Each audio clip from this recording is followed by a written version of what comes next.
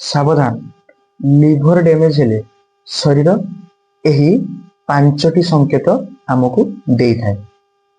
Liver ଶରୀରର ଏକ ଗୁରୁତ୍ୱପୂର୍ଣ୍ଣ ଅଙ୍ଗ, ଯାହା ରକ୍ତ ସଫା କରିବା ସହ ଖାଦ୍ୟକୁ ଶକ୍ତିରେ ପରିଣତ କରିବାରେ ସାହାଯ୍ୟ କରିଥାଏ। ଲିଭର ଖରାପ ହେଲେ ପ୍ରାରମ୍ଭିକ ଅବସ୍ଥାରେ ଆମକୁ କିଛି ସାଧାରଣ ଲକ୍ଷଣ ଦେଖାଯାଏ, ଯାହାକୁ ଆମେ ପ୍ରାୟତଃ ଏଡ଼େଇ ଦେଇଥାଉ।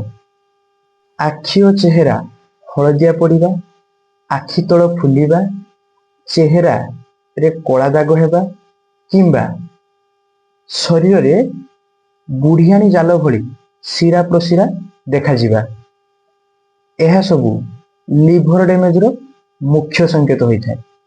ଏହା ଛଡ଼ା ଚର୍ମ କୁଣ୍ଡେଇ ହେବା ଲିଭର ଡ୍ୟାମେଜର କାର୍ଯ୍ୟଦକ୍ଷତାକୁ ଦର୍ଶାଇଥାଏ। ଯଦି ଏହି ସବୁ ସଂକେତ ଆମ ଶରୀରକୁ ମିଳିଥାଏ, ତେବେ ବିଳମ୍ବ ନ କରି ଶୀଘ୍ର ଡାକ୍ତରଙ୍କ ପରାମର୍ଶ ନିଅନ୍ତୁ।